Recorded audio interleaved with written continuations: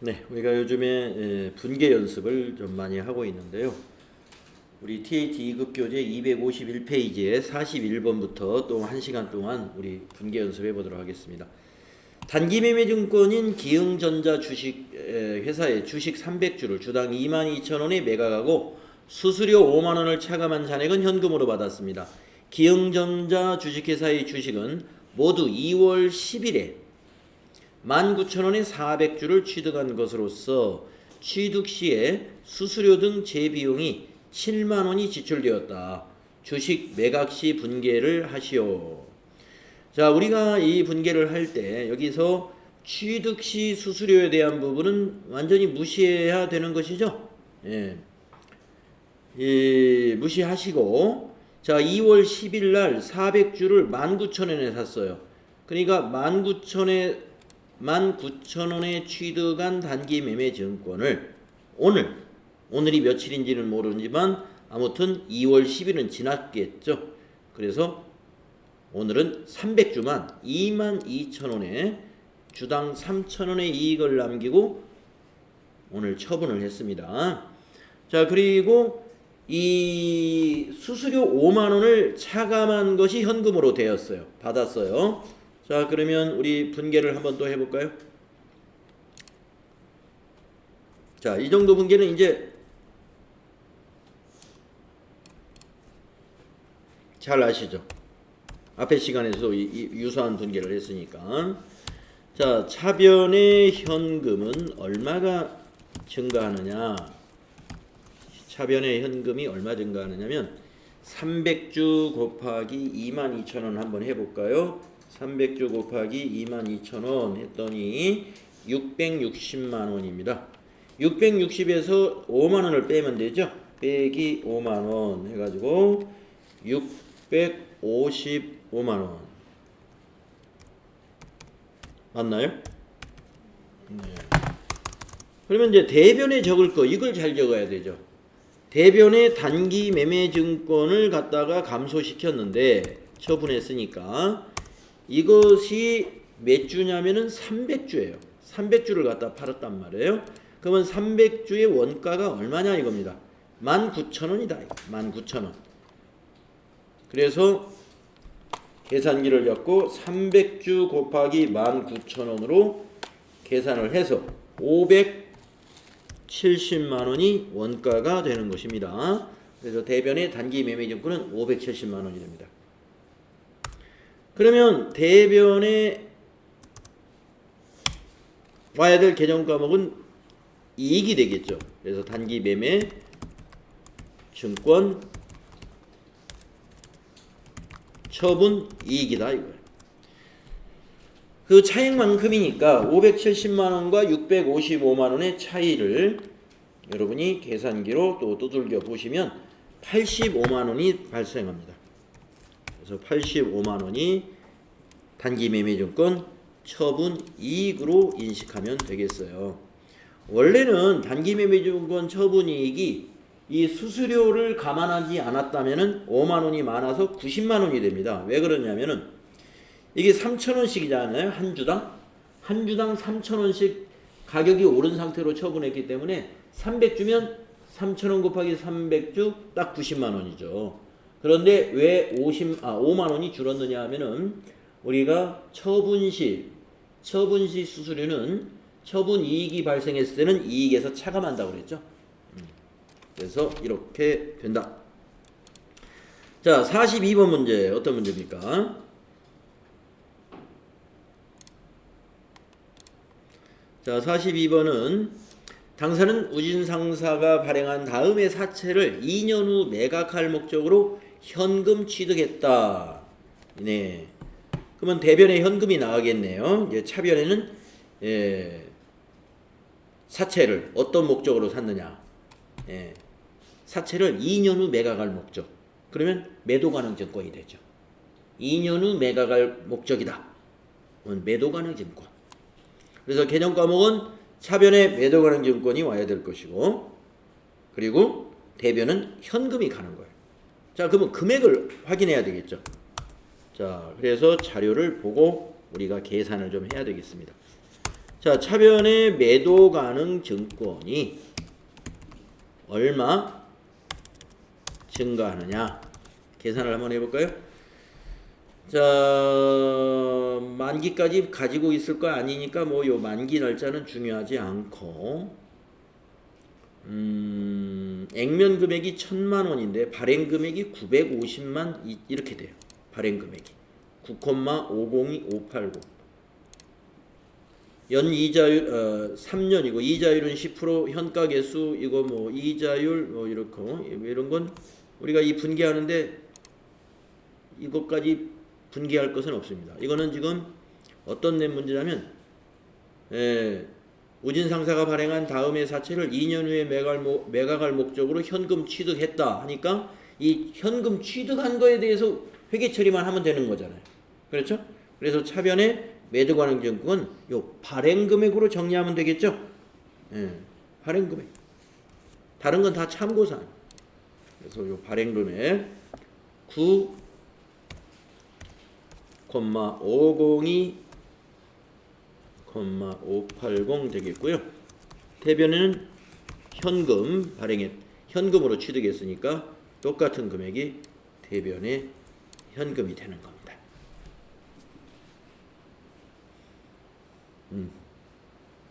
그렇죠? 사채를 샀어요. 그런데 2년 후에 판매할 목적으로 매각할 목적으로 샀으니까 매도 가능 증권 얼마에 샀느냐? 요 발행 금액에 샀겠죠? 발행 금액에 사는 거니까. 그래서 발행 금액 매도 가능 증권만큼 증가시키고 대변에는 현금으로 지급했으니까 요렇게 분기하시면 되는 거예요. 자, 다음에 43번 문제는 무슨 문제입니까? 43번 문제는 대표이사가 업무용으로 사용할 3000cc 승용차 구입 시 이에 대하여 의무적으로 구입해야 하는 액면금액 100만원 공정가치 70만원짜리 채권을 매도가능 증권으로 분류할 거라고 하면서 분류한다. 이걸 액면금액으로 취득하면서 채권에 대한 대가는 현금 지급했다. 앞에서 풀었던 문제하고 유사한 문제입니다. 자, 대표이사가 업무용으로 사용할 거니까 이건 회사 업무용이죠. 그러니까 회계 처리해야 되죠. 그래서 구입을 했는데 여러분 이 바로 공정가치하고 우리가 구입한 액면금액으로 취득했단 말이에요. 그러면 요 액면금액이 100만원이란 말이에요. 100만원과 70만원의 차이에 대해서 우리가 자산 처리한다는 거 우리 공부했죠. 그래서 승용차 사면서 이 채권을 구입했기 때문에 그 차이만큼은 차량운반구로 자산 처리해주면 돼요. 자, 그러면 어떤 분계가 필요하느냐? 43번의 문제는 이렇게 회계 처리해야 돼요. 차변에 매도 가능 증권으로 처리한다 그랬죠. 매도 가능 증권. 매도 가능 증권의 취득 금액을 어떻게 정리하느냐면요. 공정가치로 잡는다. 지급한 100만 원으로 잡으시면 안 돼. 공정가치로. 그리고 매도 가능 증권으로 자산 증가하시고 하나는 30만 원은 이건 차량 운반구로 가야 돼. 차량 운반구 30만 원. 차변을 이렇게 자산을 두 개로 나누어서 잡아주셔야 되고요. 대가는 현금 지급했으니까 대변의 현금은 100만 원으로 하시면 돼요. 네. 아시겠죠? 자, 다음에 44번. 네. 당사가 보유 중인 매도 가능 증권을 다음과 같은 조건으로 처분하고 가로 속에 단기에 처분 의도가 없었다. 이 말을 왜 써놨을까요? 자, 매도 가능 증권을 다음과 같은 조건으로 처분하고 현금을 회수하였으며 전년도 기말 평가는 일반 기업 회계 기준에 따라 처리했다. 그러면 일반 기업 회계 기준에서의 기말 평가는 매도 가능 증권은 그걸 자본으로 유보시켜 놓죠. 처분할 때 상계 처리해야 돼. 처분할 때. 매도가능증권을 처분하면 기말평가한 그 기타 포괄 손익 누계액에 있는 거 털어내야 된다 이런 얘기입니다. 자, 내용을 보니까 이 매도가능증권을 작년 1월 31일 날 1,000만 원에 샀습니다. 그런데 전년도 말에 작년 말에 1,500으로 평가를 했어요. 그러면은 이 중에 500만 원이 기타 포괄 손익 누계액에 매도가능증권 평가 이익으로 들어있다는 거죠. 그거를 처분할 때 해결해야 돼요. 대변에 매도가능증권 평가 이익을 처분할 때 해줘야 돼요. 500만 원. 자, 얼마에 처분했느냐? 1200에 처분했습니다. 1200에. 예, 그래서 이거는 어떻게 회계 처리하느냐? 자, 44번. 자, 먼저 차변을 한번 생각해 볼게요. 자, 이거를 지금 처분하고 현금으로 회수했다고 그랬죠? 자, 현금 들어온 것은 얼마일까요? 현금 들어온 거. 누구한테 물어볼까요? 오늘은 위에서부터 김수진 씨. 자, 44번. 현금 얼마 들어왔습니까?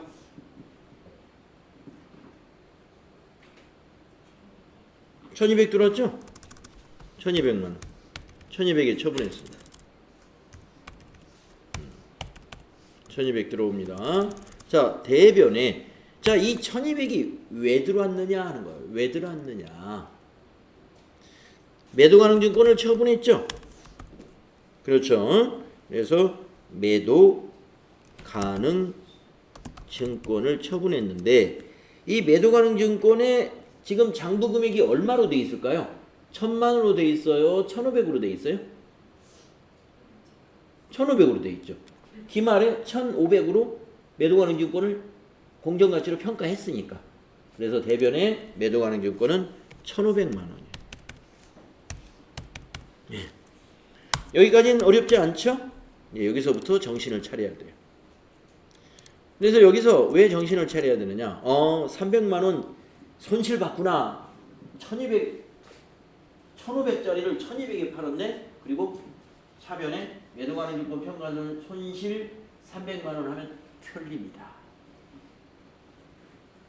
틀려요. 자, 아까 말씀드렸죠. 전년도 기말에 평가해 놓은 거. 이 매도가능증권 평가해 놓은 것은 매도가능증권을 처분하는 시점에서 반대쪽에 넣어서 자본을 감소시켜 줘야 돼요. 그래서 이 500만 원을 먼저 차변에다가 매도가능증권 평가 이익을 감소시켜 줘야 돼. 작년에 500만 원 잡혀놓은 거 알고 있다 이거죠. 장부 조회해봐도 나올 것이고. 예. 자, 그렇게 되면은 이제 차변이 1700이고 대변이 200이 부족해요. 대변이 200에. 그렇죠? 그러면 우리가 대변에 오는 것은 비용이 옵니까? 수익이 옵니까? 예, 수익이 오죠. 그래서 매도 가능 증권 이때는 처분 이익이죠.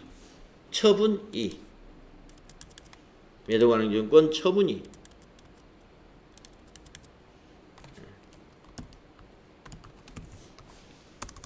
매도 가능 증권 처분 이익이 얼마로 기록해야 돼요? 200만 원. 자, 이거 아주 중요합니다. 이렇게 회계 처리.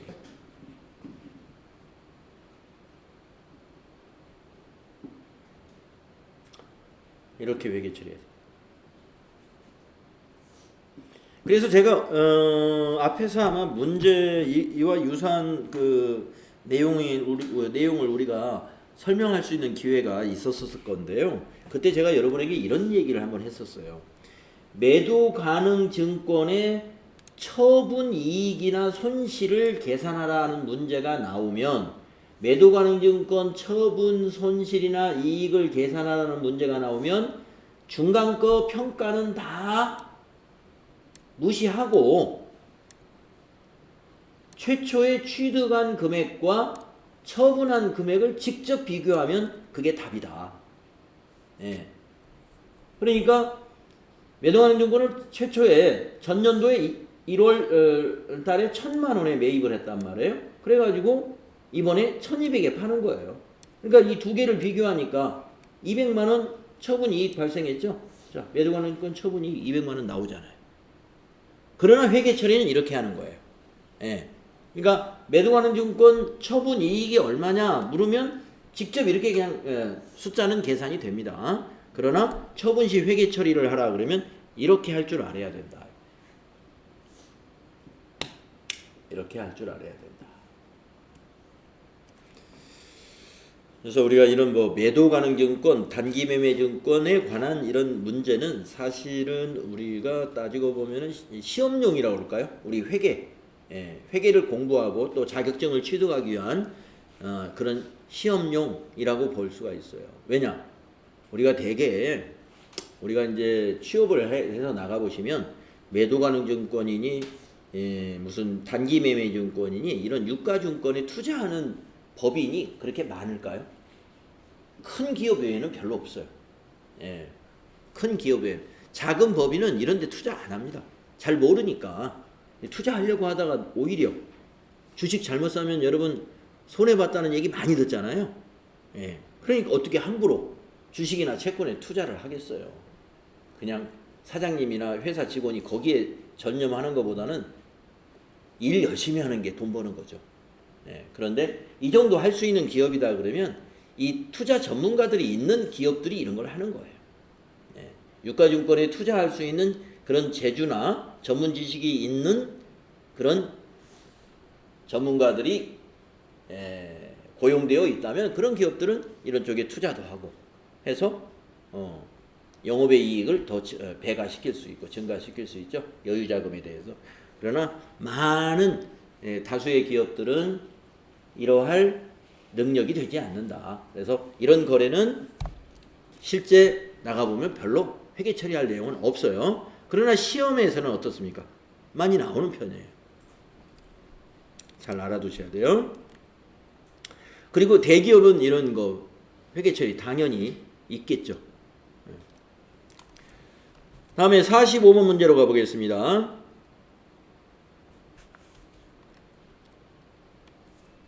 자, 자료가 굉장히 길어요. 45번. 무슨 문제인가요?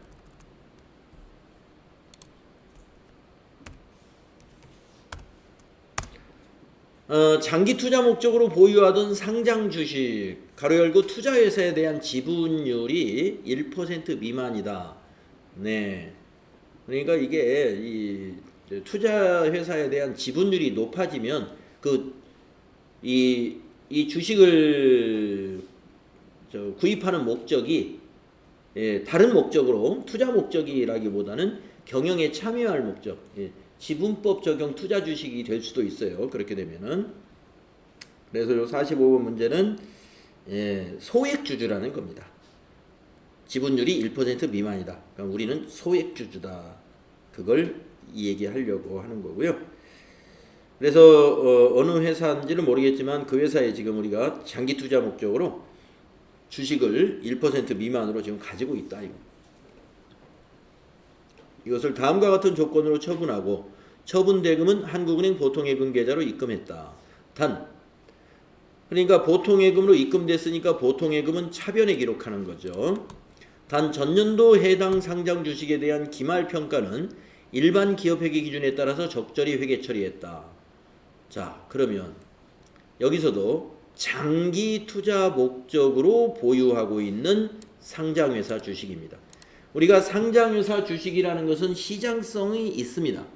그러나 시장성이 있다고 해서 다 단기매매증권이 아니라 단기 투자 목적이라면 이건 단기매매증권이에요. 그런데 장기 투자 목적이라면 이거 역시 매도가능증권이에요. 이 앞에서 44번에 분개하고 같은 맥락의 문제입니다. 이것도 역시 매도가능증권이에요. 자, 그러면은 얼마에 샀냐면은요. 전년도 1월 달에 700에 샀고요. 전년도 결산 때 이걸 500으로 평가했고요. 그리고 600에 처분합니다. 그러면 처분 이익이 얼마냐라는 것만 물었다면 700에 사가지고 600에 팔았으니까 매도가능증권 처분 손실 100만원. 뭐 답은 금방 나옵니다. 그러나 여기서는 회계 처리를 하라. 네, 회계 처리 한번 해볼까요? 자, 차변의 보통예금이 얼마가 들어오느냐. 보통예금 한국은행으로 얼마가 들어올까요? 조미소 씨 얼마 들어옵니까? 600 들어오죠? 자, 대변의 매도가능증권을 얼마로 기록해야 될까요?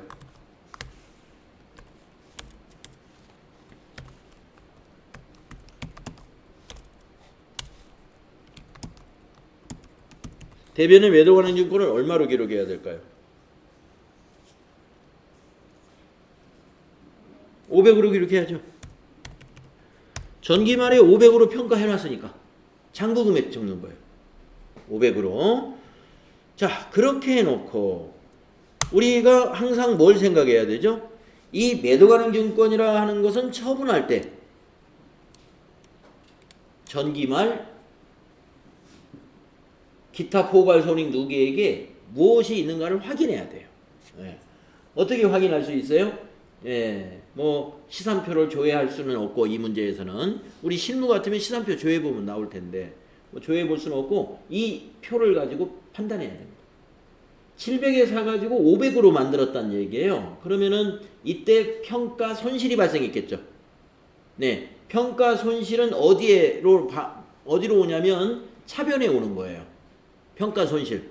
여러분 평가 손실 회계 처리할 때 차변의 매도가능증권 평가 손실, 대변의 매도가능증권 이렇게 평가하거든요. 그러면 오늘은 평가 손실을 대변에 기록하는 날이다. 작년에 결산 때 평가 손실이 차변에 있었으니까 오늘은 대변에 가는 날이다. 그래서 매도 가능증권 평가 손실 이거 대변에 써야 돼요. 자, 조민소 씨 얼마가 될까요? 매도 가능증권 평가 손실은 200만 원이 되죠. 700이 500이 됐으니까 그래서 매도 가능증권 평가 손실 대변에 200만 원이 됩니다. 그러면 차변이 100만 원 부족하죠. 이게 바로 매도 가능증권 처분 손실이에요. 매도 가능증권 이번에는 처분 손실 이게 100만 원.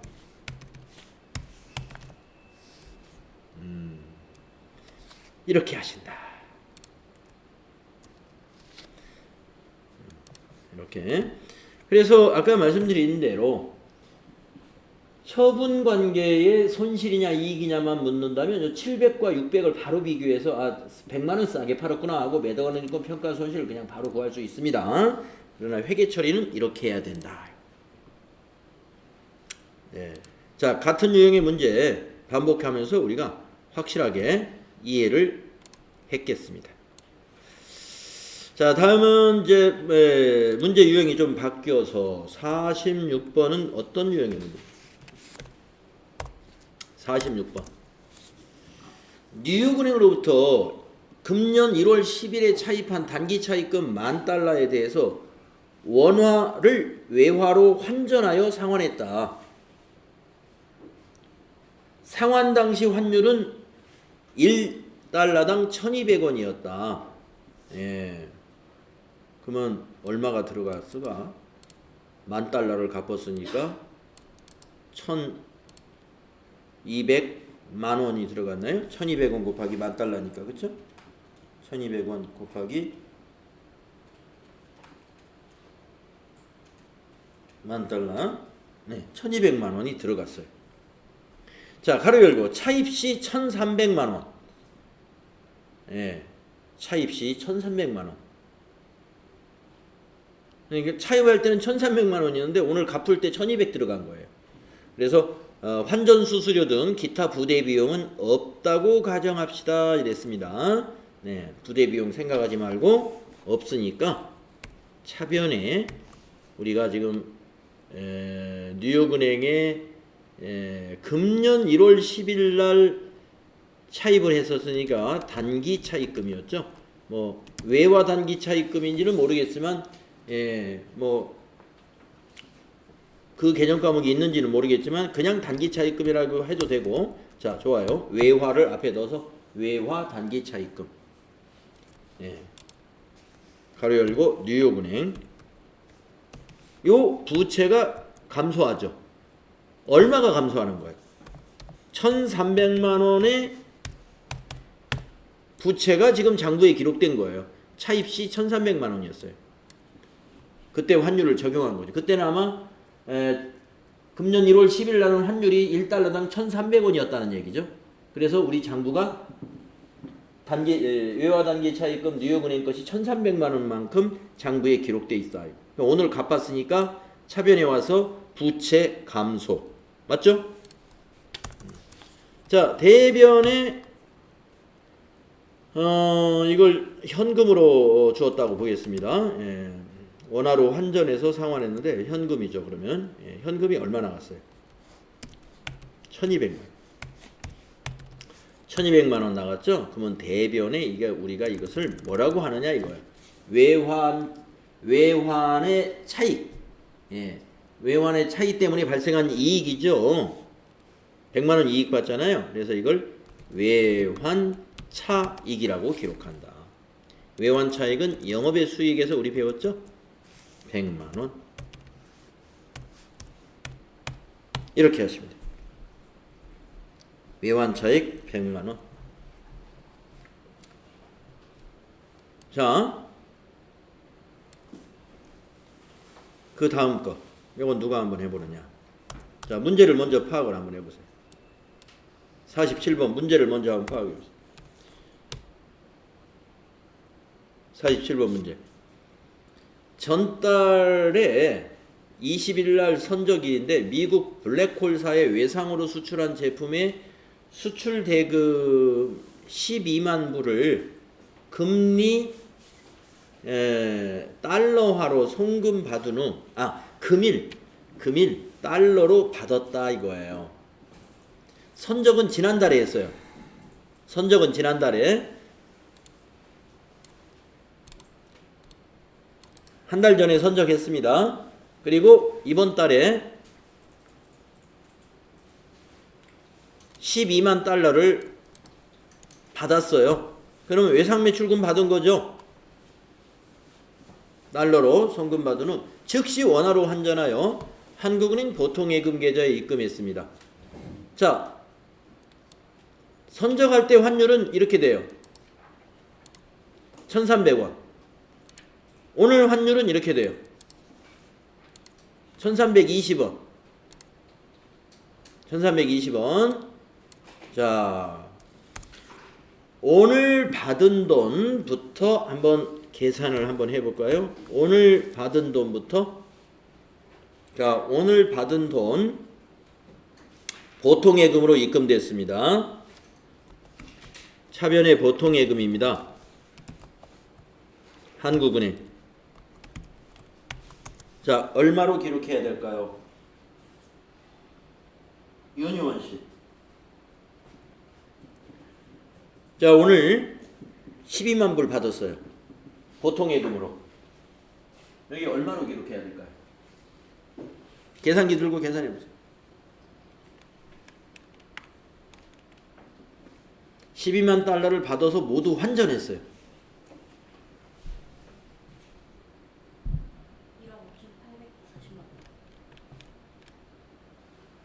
그렇죠? 예. 요 금일 환율 1,320원 적용해야 돼요. 그래서 158,40만 원이 됩니다.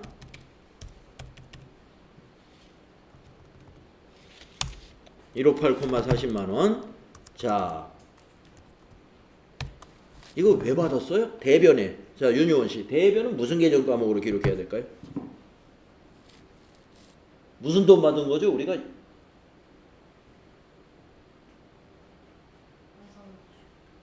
외상매출. 외상매출금 받은 거예요. 블랙홀이라는 회사에. 자, 지난달 20일 날 외상 매출금은 얼마로 우리 회사 장부에 기록되어 있을까요? 계산기 잡고. 예. 이 금액하고는 똑같지 않겠죠? 지난달 외상 매출했을 때는 얼마로 기록되어 있을까요?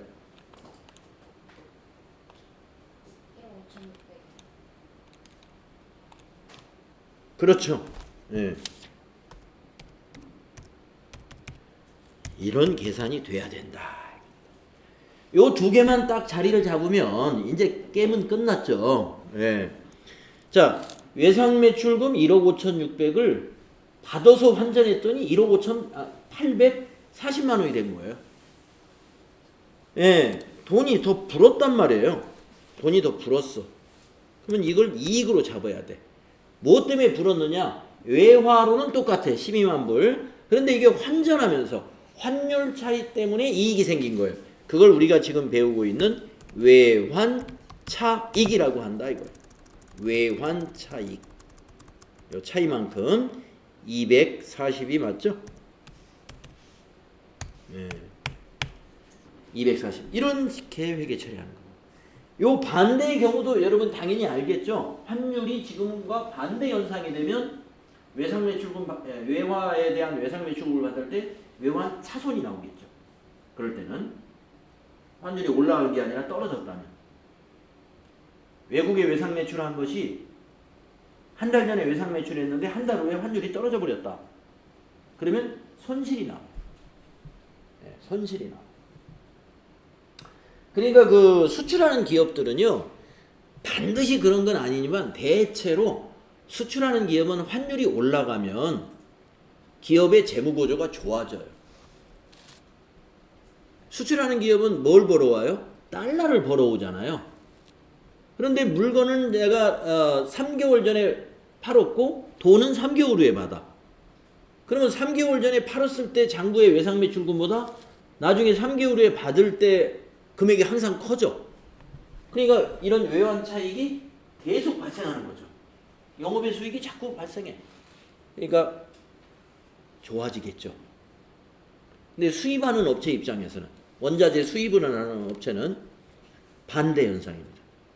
예, 수입이, 그러니까 우리나라 같이 수입이 또 많은 나라에서는 이런 환율로 인해서 여러 가지 그 업체 간에 서로 반대 현상이에요. 수입하는 업체는 환율이 떨어져야 좋아요. 환율이 떨어져요. 싸게 수입을 할 수가 있습니다. 그러나 싸게 수입할 때도 환율이 떨어져도 국내에서 어때요? 국내 판매 가격은 똑같이 받잖아요. 그러니까 마진이 커지죠. 수입업자들이. 국내 시장 가격은 다 원화로 얼마 정해져 있는 것이고, 원자재를 수입할 때 환율이 떨어지면 싸게 사올 수 있으니까 국내 마진이 높아지는 거죠. 자, 그러면은 이제 또 다음 문제도 비슷한 문제입니다. 근데 요런 이제 엔화로 바뀌었어요. 엔화로. 뭐 엔화든 달러든 우리가 계산만 잘하면 돼. 계산만 잘하면. 자, 48번 문제는 엔화 문제가 나왔습니다. 전기 말에 일본 혼다사에 무이자부로 단기 대여해준 100만 엔을 금일 한국은행 보통예금 계좌로 상환받았다. 차변에는 보통예금 확실하죠?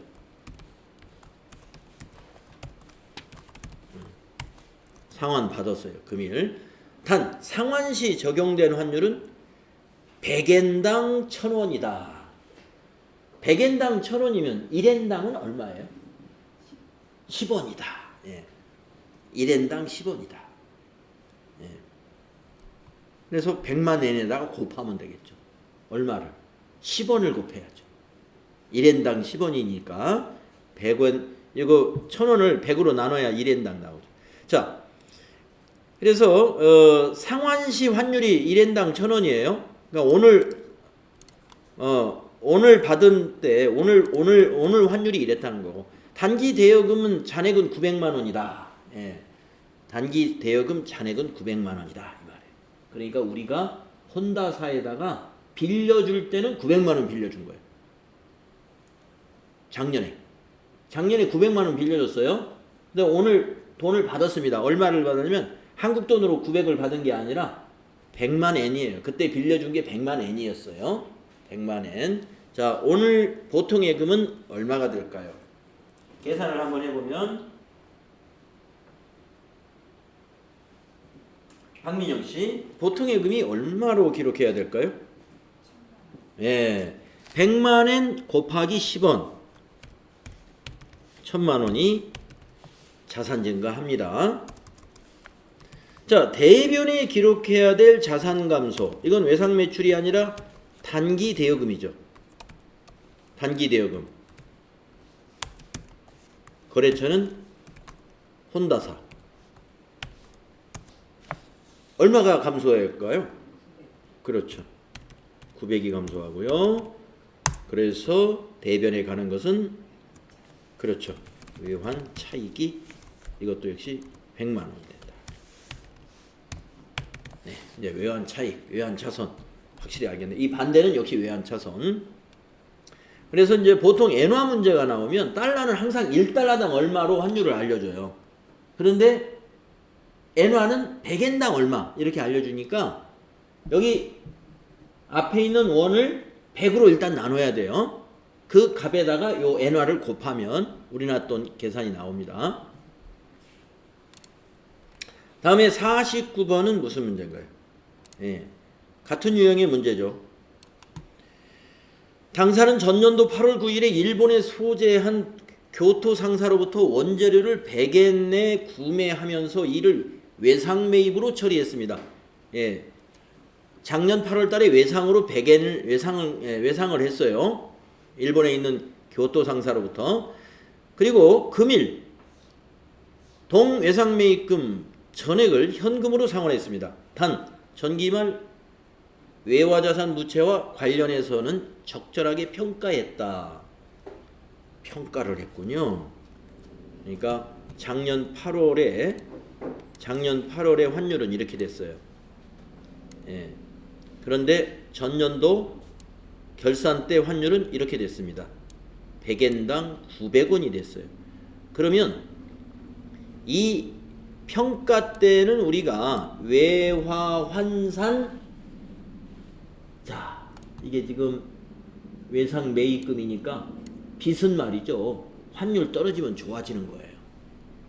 빚진 입사, 부채 쪽에서는 환율이 떨어져? 외화 부채를 가지고 있어요. 근데 환율이 떨어졌어. 좋은 현상이에요. 그래서 이만큼 뭐가 발생했냐면 외화 환산 이익이 발생한 거예요. 요 100원 차이만큼. 100엔당 100원 차이만큼. 자, 그런데 외화 환산 이익은 언제 이 전년도 결산 때 이미 당기 손익에 반영이 됐습니다. 예. 그래서 우리는 이 상태와 이 상태로 회계 처리해야 돼. 요건 잊어버려도 돼. 그러니까 요거는 잊어버려도 됩니다. 자, 왜 그러느냐? 여기서 물어본 것은 금일 그 외상 매입금 전액을 현금으로 상환했다 이거예요. 이거 회계 처리하라는 거예요. 이거 처리하는데 우리가 8월 9일 날 차입했을 때 환율은 이거고 그해 결산 때 환율은 이건데 평가했다 이거. 결산 때 평가했으면 지금 장부는 이렇게 돼 있다 이 말입니다. 예. 자, 그러면 계산이 가능하죠? 지금 현재 외상 매입금이 얼마로 돼 있는지를 여러분이 알고 있어야 돼. 알고 있을 거예요. 네. 49번의 문제는 이렇게 돼야 되겠죠? 차변의 부채가 오늘 갚았으니까 외상 매입금이 부채 감소는 차변에 기록하는 거죠. 교토 얼마 감소해야겠느냐 이거. 얼마 감소해야겠느냐. 예. 얼마 감소해야겠느냐.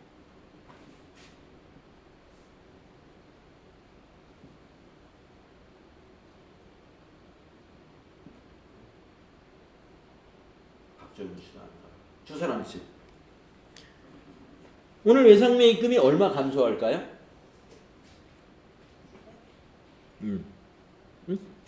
그렇죠.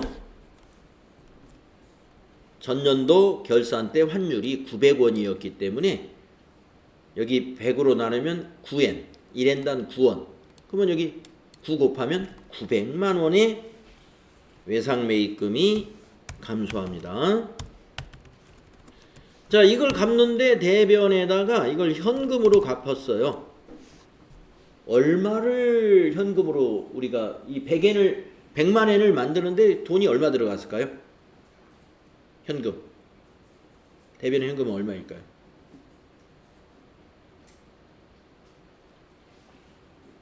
상환. 현금으로 상환한 돈은 얼마이겠느냐? 그렇죠. 1엔당 9.5원이죠. 9.5 곱하기 100만 엔. 그래서 상환할 때 환율로 현금이 나가는 겁니다. 950의 현금이 자산 감소돼요. 그러면은 50만 원만큼 차변의 비용이 발생하는데 이것을 우리가 외환차손이라 한다. 외환차손. 50만 원. 자, 지금은 환율이 전년도 결산 때보다 환율이 올라갔습니다. 그런데 손실이 발생했어요. 왜 그랬어요? 이건 부채니까. 조금 전에는 왜 이익이 발생했어요? 환율이 올라갔는데 자산이니까. 네. 그래서 자산을 회수할 때는 환율이 올라가면 이익이 나는 거고요. 부채를 상환할 때, 지급할 때는 환율이 올라가면 손실이 발생합니다. 부채인 경우와 이와 같이 자산인 경우, 요 47, 48번은 두 개가 다 자산이죠. 외상매출금 받은 거죠. 단기 대여금 받은 거죠. 이때도 환율이 다 올라갔었죠. 그러니까 외환 차익. 근데 지금 49번 문제는 외상매입금, 부채를 우리가 상환하는 내용입니다. 환율이 올라가면 외환 차손이 발생. 50번까지 하고 마무리하겠습니다.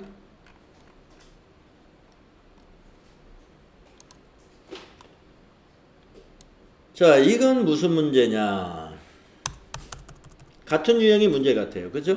뉴욕은행 나오는 거 보니까. 50번 한번 파악해 보면 뉴욕은행으로부터 차입한 외화 장기 차입금, 이것도 부채네요. $10,000와 이자 $200에 대해 거래은행에서 원화 현금을 달러로 환전해서 상환했습니다. 그러니까 오늘 현금을 가지고 와서 우리나라 돈 현금으로 달러를 사가지고 송금해 주었다. 그러면 대변의 현금이고, 차변은요 외화 장기 차입금, 이렇게 되는 거죠. 예. 그래서 개정 과목이 확실히 정리가 돼야 돼요. 차변은 외화 장기 차입금으로 자리를 잡아야 되고, 거래처는 뉴욕은행이고, 대변에 자리 잡을 개념 과목은 현금이다. 예. 자, 그러면 이 외화 장기 차입금이 밑에 네모 박스에 보니까 장부상 회계처리 적용 환율은 1달러당 1,000원이고 상환할 때 환전한 적용 환율은 1달러당 1,100원. 예, 100원 올랐어요, 환율이. 그러니까 장부상 회계처리 적용 환율이라는 말은 말을 좀 명확하게 안 했는데, 이거는 차입할 당시의 환율을 말합니다.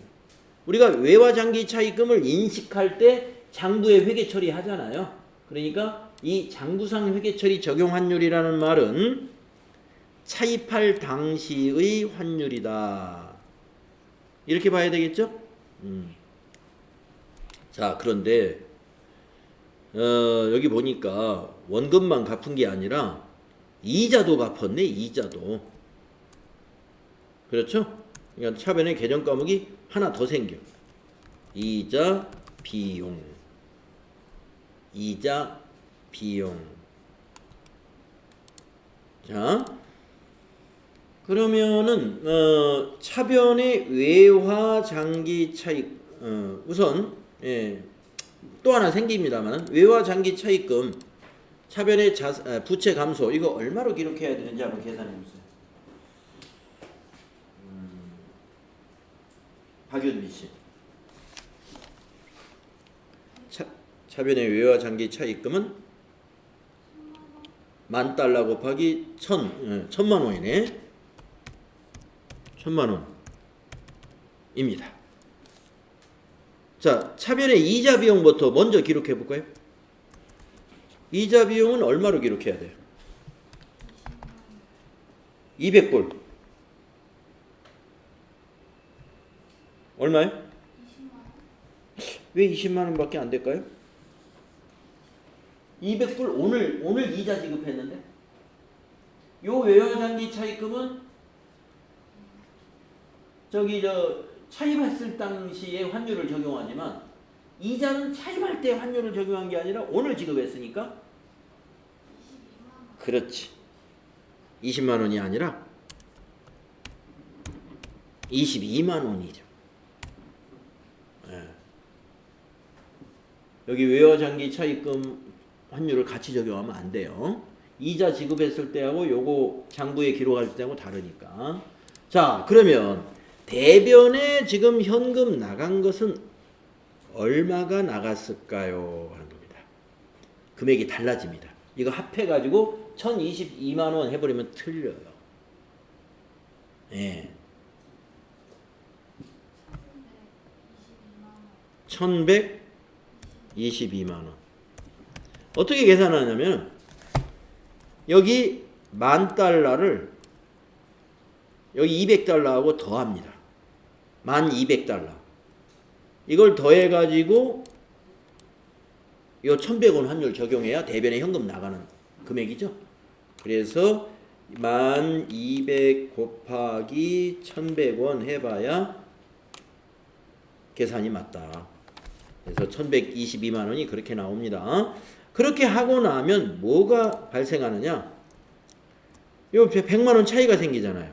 그것이 바로 외환차손이라고 기록해요. 이게 100만 원. 외환차손 100만 원.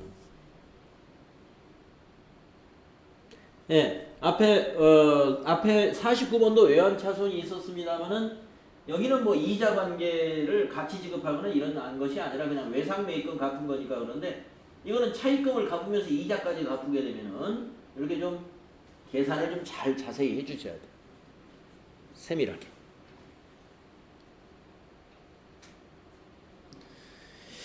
그래서 주로 이제 우리가 요 외환 차손 외환 차익 이거보다는 지금까지 아마 여러분이 기출문제에서 풀었던 거는 결산 정리 분계 문제로 해가지고 외화 환산 이익이나 외화 환산 손실 이런 문제가 주로 결산 문제로 나왔었습니다. 결산 정리 분계로. 그러나 그런 문제만 나오는 것이 아니라 앞으로는 이렇게 상환하는 시점, 그러니까 일반 분계 문제로, 일반 회계 처리 문제로 이 상환하는 시점의 문제도 얼마든지 나올 수 있기 때문에 환산이 아니라 외환차손, 외환차익 이런 부분도 같이 우리가 알아야 되겠다. 연습 많이 했죠? 자, 그래서 오늘 분계 연습은 여기까지.